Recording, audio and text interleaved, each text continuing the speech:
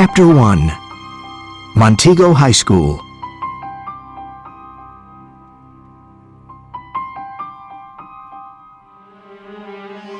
Montego Bay is a beautiful tourist town on the east coast of Florida, near Miami Beach. The town was founded in the 17th century by the pirates of the Caribbean Sea, who were called buccaneers. Montego Bay became their home port, and there are still legends about hidden treasure there.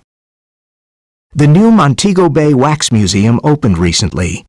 It is a big tourist attraction with wax statues of famous explorers, buccaneers, sea captains, slave merchants, and criminals. Our story starts one Friday morning in October at the Martins' home. Bill and Michelle Martin lived with their parents in a nice old house. Bill was a tall boy of 16 with brown hair and blue eyes. This was his third year at Montego High School. Science was his favorite subject, and he wanted to become a biologist. Basketball was his sport, and he was one of the best players on the school team. His sister Michelle was a pretty girl of 15 with short red hair and blue eyes. She loved all kinds of modern music and had a big collection of CDs. This was her second year at Montego High, and she was a member of the Journalism Club, which published the monthly school paper. "Hurry up, Michelle, it's late!" shouted Bill from the living room. "I'm coming!" shouted Michelle from the top of the stairs. She ran down and took her backpack. "Bye, Mom. See you this afternoon." "Bye, Mom," said Bill. "There's basketball practice today. See you at dinner." "Enjoy your visit to the new museum," said their mother. Their father worked at the airport, and he was already at work. Bill and Michelle met their good friend Nick Chan in front of the park. He was a tall Chinese American of 16. He was a member of the basketball team too. "Hi, guys," said Nick, smiling. "Let's hope this visit to the new wax museum won't be boring." "I know," said Bill. "and we have to write a report about it for Mrs. Jenkins." The students of the second and third year were visiting the new museum that morning. It was part of their local history course with the new history teacher, Mrs. Jenkins. The old teacher, Mr. Onell, disappeared mysteriously before the summer. He was one of the favorite teachers at Montego High because he was friendly and his classes were interesting. One day in June, Mr. Onell went out on his boat, the North Star. He sailed east to the Bahamas and into the Bermuda Triangle. No one knew why he was going there. The Coast Guard found his boat a few days later, but he was missing. Only his dog was on the boat.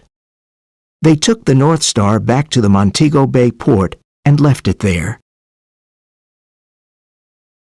The Miami police said Peter Onell was missing because his body was never found. They opened a police file and gave it a number. File number 113. The Onell case. Where was Peter Onell? No one knew. It was a mystery. The local newspaper, the Miami Times, wrote a lot of articles about the Onell case. The last one said, "Peter Onell, another victim of the Triangle?" July 10. A month after the disappearance of Peter Onell, the police are still trying to solve the case. The 45-year-old history teacher and expert scuba diver disappeared during a boat ride in the waters of the Bermuda Triangle. Police Sergeant Robert Walters says, "People, boats, and airplanes often disappear in the Triangle, and no one knows why. Could Peter Onell be another victim of the Triangle? However, the case is still open. We hope to have an answer one day." Bill, Michelle, and Nick met their friends and teachers outside the museum. There were a lot of rooms and exhibits with wax statues. There were also models of old Spanish sailing ships and maps of the Caribbean islands on the walls. "These statues scare me," said Michelle. "They look like real people." "You're right," said Juanita, one of Michelle's friends. Those glass eyes give me the creeps. Look at that one, said Nick, laughing. He looks like Mr. Branson, our math teacher. Look at the small beard and the green eyes. Ugh, Mr. Branson and his math tests, said Bill. Hey, look at this slave merchant with the red bandana and the black patch over his eye, said Michelle. He's got a strange tattoo on his arm. I didn't know there were tattoos in those days. When they left the museum, they saw a beagle outside the entrance. He wanted to get into the museum. I guess he can't read the sign, said Bill, pointing to the "Dogs Not Allowed" sign. His friends laughed as they walked to school. After a long hour of history, it was time for lunch. The school cafeteria was always a noisy, fun place for the students. It was the best time of the day to meet with friends and chat. Michelle always had lunch with her best friends, Juanita and Susan. They usually talked about clothes and boys. Michelle, look, there's Matt. Whispered Susan. And he's wearing a cool blue sweater. Whispered Juanita. Matt Anderson was the handsome captain of the football team. He was 17, and Michelle liked him. She looked at him, but he didn't see her, so she started eating her lunch. Let's talk about something else, girls, she said, eating her sandwich.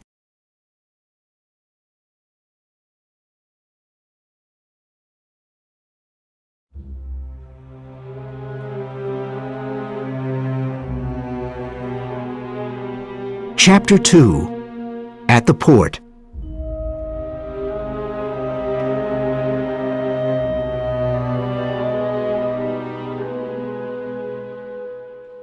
Saturday was a busy day for Bill and Michelle. They both had part-time jobs to earn some pocket money. Bill worked at the local supermarket, and Michelle took the neighbors' dogs for walks. Saturday night was special because Mrs. Martin always cooked something unusual. After dinner, Michelle went to Juanita's house, and Bill phoned Nick. What are you doing tonight? Asked Bill. As soon as I finish working, I'm going to the movies, said Nick. Good idea. What's on? Said Bill. There's a science fiction movie at the Madison Theater that everybody's talking about. Fifth Dimension. We can meet at my parents' restaurant at 8:30. Okay, see you then, Nick. Nick's parents had a Chinese restaurant near the port, and he always worked there on weekends. As Bill waited for Nick at the back door of the restaurant, he saw the same beagle from the wax museum. The poor dog was sad and thin. He was probably waiting for some food. Nick came out from the back door and said, What an evening. There was a birthday dinner and we were so busy. What's that dog doing here? asked Bill. Oh, him, said Nick. He's a stray and wants something to eat. My mother always gives him some food. I think he lost his master. On Sunday morning, the port was very busy. People were going out in their boats, and the fishermen were repairing their fishing nets. The Martins had a small cabin cruiser at the port. They decided to clean it because Bill and Michelle wanted to have a Halloween party there. Mom and I are going down to the port to clean the boat, said Mr. Martin. You can come later. We could use 4 extra hands. Okay, Dad, we'll be there soon, said Bill. I'm going to wear my new jeans and pink t-shirt, said Michelle, who loved wearing new clothes. You don't need new clothes to clean a boat, silly, said Bill. Boys will never understand, said Michelle with a smile. It was almost 10 o'clock when Bill and Michelle got to the port. There were always a lot of fishing boats, cabin cruisers, and yachts at the port. It was a warm, sunny day, and everything looked beautiful. An old fisherman, Francisco Garcia, was sitting on a pier near his boat, repairing a fishing net. Hi, Francisco, said Michelle. Hello, said the old man with lively dark eyes. nice to see you. Are you going out fishing today? Asked Bill. No, I'm going early tomorrow morning. He said, looking at his fishing boat. There he is again. Poor thing. Who? Asked Bill and Michelle. Peter Onell's dog, Rover. He sits in front of his master's boat every day and whimpers. Can't you see him? Bill and Michelle turned around. It was the same dog Bill saw at the museum and at the restaurant. Do you mean the beagle? Over there, near the boat? Asked Michelle, pointing to the North Star. Yeah, Said Francisco. he's sad because he lost his master. It breaks my heart. I wanted to take him home with me, but he only wants his master. The poor dog. Said Bill. Did the police ever find Mr. Onell's body? The Bermuda Triangle took him. Said Francisco. The police will never find his body in the triangle. He was unlucky, very unlucky. But I told him. What did you tell him? Asked Bill. Well, when Mr. Onell bought the boat, he changed its name to North Star. I told him it was bad luck to change the name of a boat. Sailors and fishermen know that, but he didn't believe me. He thought it was an old superstition. I didn't know that. Said Michelle. But why did he go out to sea that day in June? He brought his scuba diving equipment on board. I think he was looking for something in the sea, something important. He went out in his boat every weekend. Did anyone go with him? Asked Bill. Only his dog. He said, and his busy hands started repairing the net again. It was nice talking to you, Francisco. Goodbye. Said Bill, walking away with Michelle. The Onell case is a big mystery. No one knows what happened to him, and no one knows what he was looking for. We just know that he was a terrific teacher and everyone liked him. Well, Francisco thought he was looking for something important. Replied Michelle. Yeah, but I wonder what. Said Bill.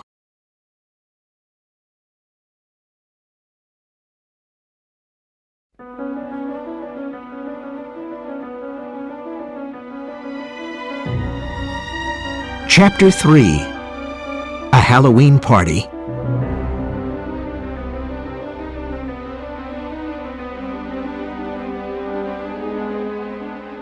Saturday, October 31, was Halloween, and the town of Montego Bay was ready to celebrate it. There were jack-o'-lanterns and black and orange decorations everywhere. There were some incredible costumes in town, and people were busy planning scary Halloween parties. Bill and Michelle planned their costumes and masks weeks before Halloween. Bill was a vampire, and Michelle was a rock star.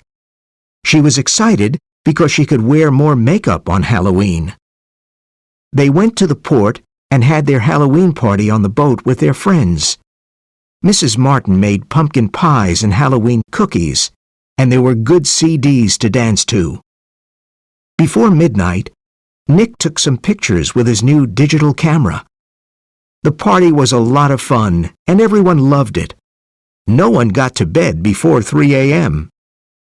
Bill and Michelle slept until noon the next day. "How was the Halloween party?" asked Mr. Martin. Oh, we had a great time, Dad. Said Bill. Thanks for letting us use the boat. We even cleaned up. Said Michelle proudly. I'm glad you had fun. Said Mrs. Martin. That afternoon, they went to Nick's house to see the pictures he took the night before. Come upstairs and see the pictures of the party. Said Nick excitedly as he opened the door. Why are you excited? Asked Michelle. Is something wrong with them? You both look super. He said. But that's not the problem. It's something else. They sat down in front of Nick's computer and started looking at the pictures. Look at this one. Said Nick. Can you see the big white spot? It's on the boat in the background. They looked at the pictures of the party and saw a white spot on a boat in the background. Let's look closer at the picture. Said Michelle. I want to see the name of the boat. It's the North Star. Cried Bill. It was Mr. Onell's boat. But what's that white spot? Asked Nick. They looked at the computer for a while, and then Michelle cried out, I know! It's somebody's ghost in the picture. I read about it in a book, and last night was Halloween. Strange things can happen on Halloween night. A ghost? Whispered Bill and Nick. What are you saying? That white spot is the picture of a ghost. Exclaimed Michelle. And it's on Mr. Onell's boat, the North Star. Oh, come on, Michelle. Said Bill, whose face was white. Do you mean that it's Mr. Onell's ghost? Nick felt cold. Can you see the ghost in other pictures? Asked Michelle. Well, look at these. Said Nick. They looked at 3 other pictures and had the same white spot on the same boat. Wait a minute. Said Bill nervously. Do we believe in ghosts? The 3 friends looked at each other and didn't know what to say. Do you have another explanation? Said Michelle, who believed in ghosts. Gee, Said Bill. then Mr. Onell is dead and not missing. There was a moment of silence, and then he told Nick about his conversation with Francisco Garcia. What happened to him on that day in June? Asked Nick. Did he have an accident, or was it bad luck? Francisco says it's bad luck to change the name of a boat. Do you believe in superstition and bad luck? Asked Bill. I think good and evil forces exist. Said Nick seriously. Ghosts only appear when the person was murdered or died in a terrible way. Said Michelle. Perhaps he was looking for something important, and someone killed him to get the information. Said Bill. But where's his body? Asked Nick.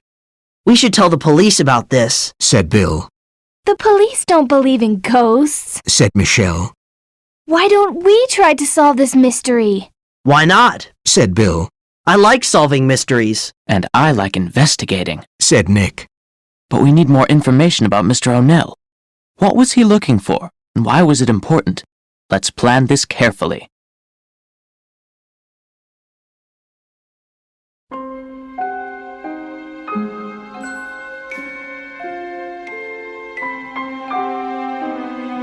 Chapter 4.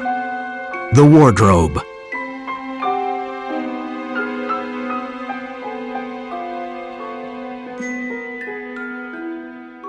Nick's room was the perfect place to plan things. Let's find out more about Mr. Onell. Said Bill. Where did he live? I'll look it up in the phone directory. Said Michelle. Here it is.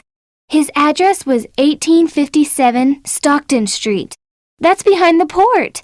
Let's try and get into his house. But I'm sure the police already went there. Said Nick. Yeah, but perhaps they didn't examine everything. Said Bill. Let's go there after dark with our flashlights. When? Asked Nick excitedly. How about Tuesday after dinner? Said Bill. When the school bell rang at 3:30 p.m. on Tuesday afternoon, Bill, Michelle, and Nick hurried home. They did some homework and met at 7. It was a windy autumn evening. They walked to the old part of town, and Peter Onell's house appeared behind some tall trees. It was a white wooden house with a brown roof and a small garden. They were surprised to see his dog sitting outside the door. He recognized Nick from the restaurant and went to him. Look who's here, Said Nick, smiling. Hi, Rover, what are you doing here? He's still looking for his master. Said Bill. He's friendly. Said Michelle, stroking him. Let's go to the back of the house and see if the door is open. Said Nick. Rover followed them. The back door was locked, so they opened the kitchen window and climbed in. They stood in the dark kitchen for a moment. Everything was silent. We're in Mr. Onell's house. Said Bill. This is weird. Let's start looking for clues. Said Michelle. Where can we start? Asked Nick. Look, Rover's going to the living room. Said Michelle. Let's follow him. The living room was small, and there were 2 armchairs near the window. There was a big color photograph of Onell and his dog on a small table. Michelle looked at the photograph. It was probably taken on his boat in the summer. Look, he's got a strange tattoo on his arm. It's a peace sign. Said Bill. They were popular in the 1970s. Rover led them to the hall and sat down in front of a door. He barked and put his paw on the door. Let's open it. Said Michelle. She was scared, but she opened the door.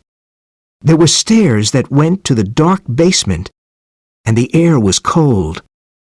Bill and Nick turned on their flashlights and slowly went down the stairs, and Michelle and Rover followed them. They looked around and saw a few boxes of books, some diving equipment, and a big wooden wardrobe. Rover went to sit in front of the old wardrobe and started barking. Why is he barking at the wardrobe? Asked Nick as he stroked the dog's head. He barked again and looked at Nick with his big brown eyes. Then he began pushing the wardrobe door with his paw. Let's open it, said Nick. His heart beat fast as he turned the key and opened the door. He saw 2 scuba diving suits. There's nothing interesting in here, he said, closing the wardrobe. Rover barked again and pushed the door with his paw. Nick opened the wardrobe again and looked inside carefully. Could there be something behind this wardrobe? Said Michelle. Like in mystery novels, Michelle? Said Nick, laughing. Yes, exactly, Said Michelle. Come on, let's try and move it to one side. Okay, let's try. Said Bill. The wooden wardrobe was very heavy, but they were able to move it a bit. Rover was right. There was a small opening to a tiny room.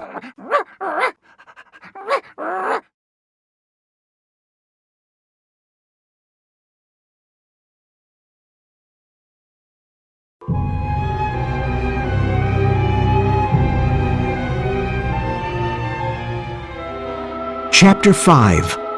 A Secret Closet. This is super, Said Michelle. We discovered a secret room. You mean a secret closet? Said Nick, moving his flashlight around. It's very small. There were 2 big maps and some newspaper articles on the walls and a diary on an old chair. This is cool, Said Bill. I don't think the police knew about this place. And it's probably full of clues, Said Nick. The maps on the wall showed the Bermuda Triangle, the sea between Miami, Puerto Rico, and Bermuda. There were red pen marks on the maps. Mr. Onell was probably trying to find a particular spot in the Bermuda Triangle, Said Nick. Listen to this headline from the Miami Times. Said Michelle.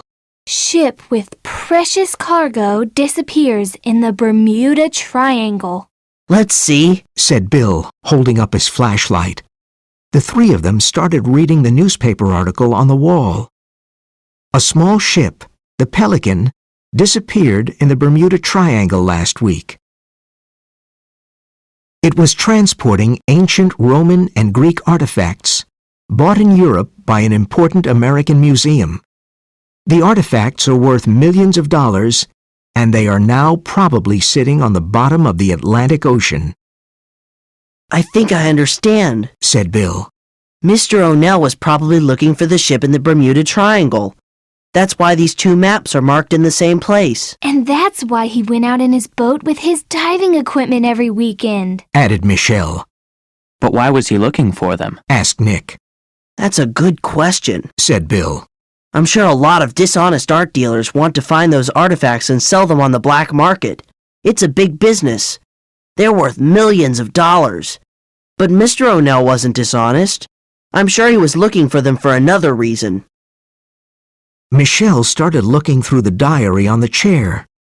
Hey, look! She said, On June 7th, Mr. Onell wrote this note in his diary. Call Professor Ortega at Florida Historical Museum. That's the day before he disappeared. She paused for a moment and said, Perhaps Mr. Onell was working for the Florida Historical Museum, and that's why he was looking for the ship. That's a good explanation. He was an expert scuba diver. Said Bill. Is there anything else in that diary? Michelle looked through the pages.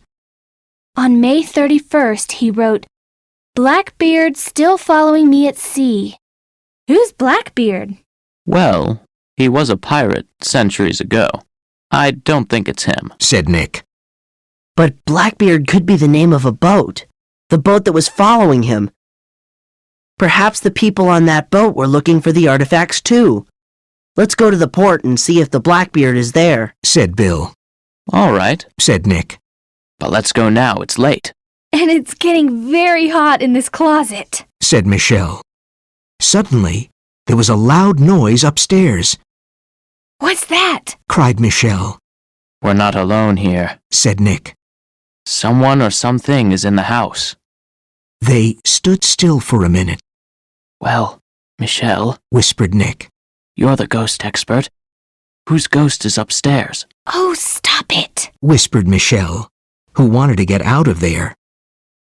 They got out of the secret closet and quickly pushed the wardrobe against the wall. They went upstairs silently and climbed out of the small kitchen window, followed by Rover. When they were outside the house, they heard another loud noise and ran away.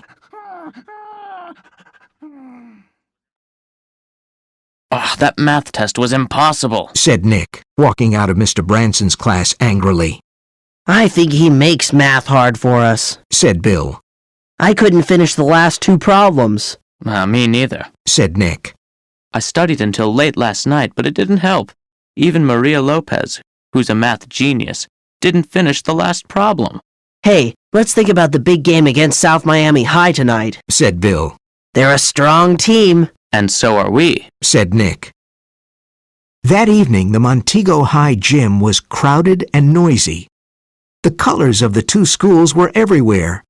Orange and purple for Montego, and black and red for South Miami. It was an important basketball game, and the local TV station was there to film it. Michelle sat with Juanita and Susan. Mike Anderson and his friends from the football team were sitting behind them, and this made Michelle nervous. I'm happy I wore my new sweater with the school colors. She thought. I hope Mike notices it. It was an exciting game, and everyone was cheering for their team. Montego High finally won and entered the Florida finals. Someone touched Michelle's shoulder. She turned around and saw Mike. Hi, Michelle, Said Mike. your brother played a great game. Oh, thanks, Mike. I'll tell him. Said Michelle, who was happy because Mike talked to her. On the way home after the game, Bill, Michelle, and their friends walked by the Wax Museum. They saw Rover sitting at the entrance. He was whimpering. I wonder what Rover's doing in front of the museum at this time. Asked Michelle. There's something about the place that attracts him. Said Bill. But what? Remember the day when he tried to come into the museum with our class?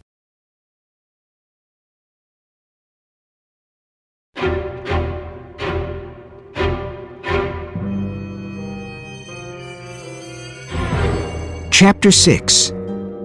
The Blackbeard.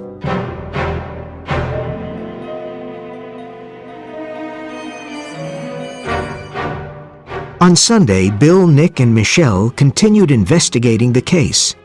This time they met in Bill's room. We have to find the Blackbeard and see who it belongs to. Said Bill. I'm sure there's a connection between that boat and Mr. Onell. There's a naval registry office at the port. Said Michelle. All boats at the port are listed there. Good, let's go to the port. Said Bill. The Naval Registry was a small office near the Montego Yacht Club. Michelle went in and talked to the clerk. Hello, my name is Michelle Martin, and I need some information. Is the Blackbeard here? Let me check. Said the clerk as he turned to his computer. Here it is. The Blackbeard. It's at Pier number 8. That's where the biggest yachts are. Can you tell me the name of the owner? Let's see. It's Mr. Julian Devereaux from New Orleans. Julian Devereaux? Said Michelle, surprised. Yes, Julian Devereaux. He and his wife are the owners of the new Wax Museum. Okay, thanks for your help. Said Michelle. She met Bill and Nick outside and told them about the Blackbeard. Wow. Cried Nick. So Julian and Gertrude Devereaux are the owners of the Wax Museum and the Blackbeard. Said Bill. And they gave a lot of money for the new park. Said Nick. There's a connection. Said Michelle. Why were they following the North Star at sea? And what about the Wax Museum? asked Nick. Why is Rover so attracted to it? This case is really difficult. Said Michelle. Well, Said Bill. we know that the Blackbeard is at the port, and that Julian Devereaux owns the boat and the Wax Museum. There was a moment of silence. And we know he's rich, Said Nick. but that's not much. The clerk said that Julian Devereaux is from New Orleans. Added Michelle. Let's go home and look on the web. At home, they got on the web and found some interesting information. Devereaux was the owner of a maritime museum in Charleston, South Carolina, and a new art museum in Houston, Texas. This man owns 3 museums. He's very rich. Said Michelle, grinning. And guess what you find in museums? Artifacts! Cried Bill and Nick. Like the ones Onell was looking for. Exactly! Said Michelle excitedly. So what's the next step? Asked Nick. Said Bill, looking at the computer screen. We have to find a way to get on the Blackbeard. We could find some evidence of Devereaux's connection to this mystery. The Blackbeard's at pier number 8. Said Michelle. We can go one evening when the museum is open. I don't want to meet them face to face. The museum's always open on Friday and Saturday evenings until 10 p.m. Said Nick. And the Devereaux are there on those evenings. Okay, Said Bill. listen to my plan. On Friday night, Nick and I will try to get on the Blackbeard. Michelle, you can sit in the coffee shop across the street from the museum. If the Devereaux leave the building, call me on my cell phone. Good plan. Said Nick. It was November and almost Thanksgiving, but the 3 friends could only think about the Onell case. On Friday evening, they met in front of the museum. It was cold and windy, and Michelle ordered a cup of hot cocoa at the coffee shop. She watched the museum entrance with her cell phone in her hand, ready to make a call. There was no one at the port that evening. The boys could hear their footsteps as they walked quickly past the North Star and turned left at pier number 8. The lights of the Blackbeard were on, and the 2 boys stopped behind a van. Someone's on the boat. Whispered Nick. What shall we do now? Let's wait here and see what happens. Said Bill. Suddenly, the lights went off. Julian Devereaux got off the yacht and into his sports car and drove away. Whew! Said Bill. They waited a few minutes and then got on the yacht. The glass door was closed but not locked, so it was easy to get in. He didn't lock it. He's probably coming back soon. Said Nick. Let's hurry. They turned on their flashlights. It was their first time on a yacht. Everything was beautiful and expensive. They started looking everywhere. Drawers, cupboards, bookshelves, but they couldn't find anything. Bill took a painting off the wall and turned it around, but he found nothing. He did the same with another painting, and this time there was an envelope on the back. Nick, look at this! Bill opened the envelope. Inside there was a map of the Florida coast and the Bermuda Triangle with some red pencil marks. It was almost identical to the maps in Mr. Onell's house. The Devereaux have Mr. Onell's map, and they hid it behind a painting. Said Nick, staring at the map. This is evidence that the Devereaux are connected to Mr. Onell in some way. Said Bill. We have to show this map to the police. Will they listen to us? Asked Nick. Let's go and find out. Said Bill. Bill put the empty envelope behind the painting. Then he folded the map and put it in his shirt pocket. They got back onto the pier and quickly left the port. They picked up Michelle, who was still at the coffee shop. Hi, guys. She said. You found something, didn't you? Let's go to Sandy's ice cream parlor and talk there. Said Bill.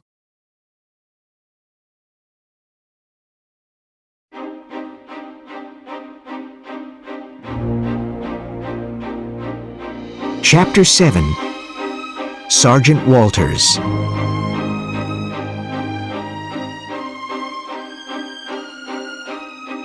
Before going to their part-time jobs on Saturday morning, Bill and Michelle told their parents what was happening. Mr. and Mrs. Martin were very surprised, Why didn't you tell us about this before? said Mrs. Martin, who was worried. You kids are amazing, Said Mr. Martin. No one has solved this mystery, but perhaps you can. I remember Mr. Onell. He was a very nice man. I'm glad you're going to the police today. It's the right thing to do. That afternoon, the three friends went to the police station and spoke to a police officer, Good morning. I'm Sergeant Walters. said a tall man with friendly eyes, What can I do for you? We want to report something. said Bill, Come into my office and sit down. said Sergeant Walters. Bill was a bit nervous at first, but Sergeant Walters was friendly. He, Nick, and Michelle explained everything. They talked with him for about half an hour, and he seemed interested. Sergeant Barnes, please bring me the Onell case file number 113. Said Sergeant Walters. He looked through several papers in the file and then wrote something down. You three are good detectives, He said, but do you know that it is against the law to enter private property, like Mr. Onell's home and the Blackbeard? Bill and Nick were embarrassed, but Michelle was not. We wanted to help the police solve the case. She said seriously. We were looking for clues, but we won't do it again. The Devereaux are important citizens. Said Sergeant Walters. They helped our community with their new museum, and they gave lots of money for the new park. The Wax Museum brings tourists and good business to our town. We don't have any real evidence against them. You found this map on their yacht, but anyone can have a map. But this map is identical to the ones we saw at Mr. Onell's house. And it was hidden behind a painting. Said Nick. We want to solve the Onell case, too. Said Sergeant Walters. But I need better evidence. For example, where is Mr. Onell's body? Perhaps he wanted to disappear and start a new life in another place. A lot of people disappear, you know. Or perhaps he had an accident at sea. We can't accuse anyone at the moment. We need to find his body first. Mr. Onell loved his dog. Said Michelle. He could never go away and leave him. Dogs are very good at finding their masters. It's their sense of smell. Said Sergeant Walters, with a strange light in his eyes. My men and I'll examine the secret room in Mr. Onell's house and take a look at those maps and his diary. But I still think he had an accident. Do you know how many people and boats disappear at sea? He got up from his desk and gave each of them his business card. Call me if you need me. They left the police station, and Bill said, Now we have to find the body before anyone will listen to us. Yeah, bodies are easy to find. They're everywhere, didn't you know? Said Nick, laughing. Oh, come on. Don't worry. Said Michelle. Remember what Sergeant Walters said? Dogs are good at finding their masters. It's their sense of smell. I think he's giving us a clue. Perhaps Rover can help us solve the case. Said Bill. Nick thought for a moment. You can usually find him near the North Star, or at Mr. Onell's home, or... Or at the Wax Museum. Cried Michelle. Her cheeks were red with excitement. What attracts Rover to the museum? Something inside? Said Bill. Yes, but what? Said Michelle. Let's find a way to get into the museum with Rover. Said Nick. Dogs aren't allowed in the building, but there's a back door, the emergency exit. One of us can open it and Rover can go in. Great idea, Nick. Said Bill. We can go tomorrow. Said Michelle. It's Sunday, and there are always lots of visitors at the museum. No one will notice Rover. I hope. Okay. Said Bill. Nick, Rover likes you, so you can wait outside the back door with him. Michelle and I'll buy tickets and go in. When we get to the back of the museum, we'll open the door and you and Rover can come in. Then we'll follow the dog and see what happens. Good, said Nick. My mother usually feeds him at 9 o'clock. I'll try to keep him at the restaurant tonight.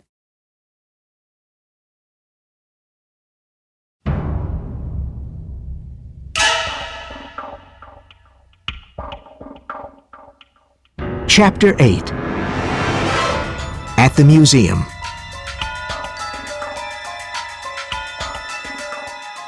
Bill and Michelle woke up early on Sunday morning. This was a very important day for them and Nick. They left their house at 9:30 and met Nick in the park. Hi, Nick, Said Bill, looking at Rover's new red leash. The leash was my mom's idea. Said Nick as they walked towards the museum. You and Michelle go ahead, and I'll wait for you outside the back door. That morning, a lot of tourists were buying tickets, so Bill and Michelle had to wait to get in. They went to the back of the museum and opened the emergency door. Nick and Rover went in quickly, and no one noticed them. Rover walked to the wax statue of the slave merchant with the black patch over his eye. Rover stopped in front of it and started sniffing and whimpering, and the noise got louder. Some tourists saw him, but they didn't stop, I think Rover found something. said Michelle. She and the boys looked at the 17th century slave merchant. Then Michelle noticed the tattoo on the statue's arm. Hey, look at that tattoo. Whispered Michelle. Do you remember it? It's the same tattoo we saw in the photograph at Mr. Onell's house. The peace sign. Whispered Nick. But they were popular in the 1970s. A slave merchant of the 1600s didn't know about peace signs.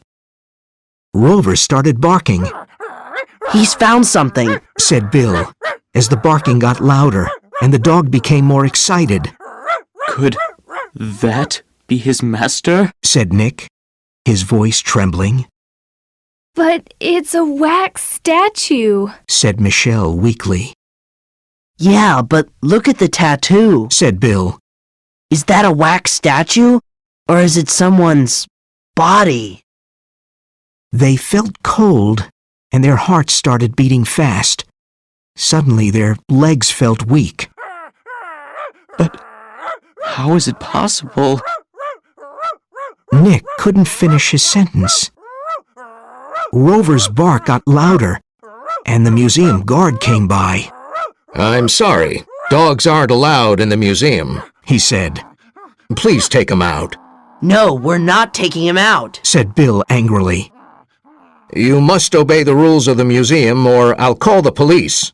No, Said Bill angrily. we'll call the police. Michelle, do you still have Sergeant Walter's card? Of course I do. She said, taking out her phone. I'll call him. Several visitors stopped to see what was happening. Rover was very excited and barked loudly. Nick pulled on the leash to hold him back. Michelle called Sergeant Walters and asked him to come immediately. We have a body for you. She said with a trembling voice. More visitors stopped near them. Sergeant Walters, Sergeant Barnes, and 2 other policemen got to the museum in a few minutes, Sergeant Walters, we found Mr. Onell's body. said Michelle loudly. His dog led us here and started barking. We noticed that the tattoo on the statue is the same tattoo we saw in a photograph at Mr. Onell's home, a peace sign, popular in the 1970s. And this museum is owned by Mr. and Mrs. Devereaux. Onell's body? Exclaimed Sergeant Walters. What are you saying? I want to look into this. He turned to the museum guard and said, I want to examine this statue carefully. Do you have a back room? Yes, I'll open it for you. said the guard. Sergeant Walters asked his men to take the statue to the back room, I want to speak to the owners of the museum immediately. he said. Mr. and Mrs. Devereaux are in their office upstairs. I'll go and call them. The guard was worried and confused. Sergeant Walters' men carried the statue to the back room, and Rover started following them. Nick pulled him back, but it wasn't easy. Sergeant Walters called the police station and asked them to send a medical expert. Then he turned to the 3 young people who were very excited about their macabre discovery. I don't know what we'll discover here, but something is wrong, and we're going to find out more about that wax statue. Your detective work was excellent and you helped us a lot, but now it's the responsibility of the police. Call me in a few days and I'll tell you something more. Thanks for your help. The three friends were proud. They were helping the police solve the Onell case. When they left the museum, Nick took the leash off Rover, but he didn't run away. He stayed with them.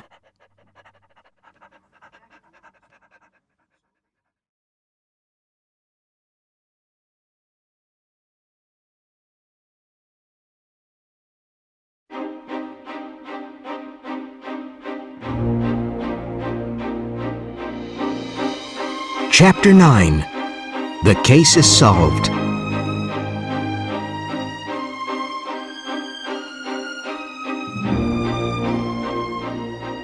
Do you think that was really Mr. Onell's body? Asked Nick. If it was, this is like a horror movie. Said Bill. What if the other statues were bodies? Michelle said weakly. Oh, please, Michelle. Said Nick. Devereaux reminds me of Dr. Frankenstein. When will we find out something? Asked Bill. I'm going to call Sergeant Walters in a few days. Said Michelle. Bill, Michelle, and Nick did not have to wait long. On Wednesday, the Onell case was on the front page of the Miami Times. Onell case, finally solved. The Onell case was finally solved by the Miami police this week with the help of 3 teenagers, Bill Martin, 16, his sister Michelle, 15, and Nick Chan, 16. These young people showed great determination and courage. The police discovered the waxed, embalmed body of Peter Onell, a 45-year-old high school teacher and expert scuba diver, in the Montego Bay Wax Museum. The macabre discovery was a big shock for everyone because he went missing in June of this year. The owners of the Wax Museum, Julian Devereaux, 46, and his wife Gertrude, 42, made a terrible confession. They killed Peter Onell. Peter Onell was working for Professor Dan Ortega, who is the director of the Florida Historical Museum. Professor Ortega asked him to find the ship with the 5 artifacts that disappeared in the Bermuda Triangle. The ship left the port of Naples, Italy, but never reached its destination in Miami. All radio contact was lost when the ship entered the Triangle. The museum bought these valuable artifacts in Greece and Italy to add to its beautiful art collection. Julian Devereaux owns an art museum in Houston and a maritime museum in Charleston. He knew about the lost artifacts and wanted to find them for his museums. He followed Onell's boat during his trips to sea. On June 8th, when Onell was scuba diving, Devereaux went on his boat and stole Onell's maps. These important maps showed where the ship and the artifacts were. Onell returned to his boat before Devereaux could leave it. He shot and killed Onell with his gun. With the help of his wife, he brought Onell's body back to his yacht, the Blackbeard. They had to eliminate the body, so they took it to the Wax Museum that night. Julian Devereaux is an expert chemist and he embalmed the body. Then he put it in a bath of hot wax and made it look like a statue, the wax statue of a slave merchant of the 1600s. With a patch over one eye, a dark beard, and a red bandana, it was almost impossible to recognize Onell. But the expert chemist forgot to eliminate the tattoo on Onell's arm. With Onell's maps, Devereaux found the 5 artifacts in the Triangle and hid them in his museum in Houston. The priceless artifacts will return to the Florida Historical Museum next week. The Montego Bay Wax Museum is closed for now. On Saturday morning, there will be funeral services for Peter Onell. All the students and teachers of Montego Bay High School will be present. Onell's dog, Rover, who helped to solve this case, found a new home with Nick Chan and his family. After reading the article several times, Bill, Michelle, and Nick couldn't believe that they solved the case. But they were sad about Onell's terrible death. Now Michelle had a big story for the December issue of the school paper. She was suddenly the most popular member of the journalism club. The Devereaux almost committed the perfect crime, She said, Yeah, but they forgot about a dog's instinct and his sense of smell. said Bill, grinning at Rover. Let's celebrate at my restaurant. Said Nick, and Rover barked, That's super. exclaimed Bill. Hey, let's walk down to the port and invite Francisco. Said Michelle. After all, he's part of this too. He was the first one to give us clues. At that moment, Michelle's phone rang, and she saw Mike's number on the display. Now, everything was really perfect.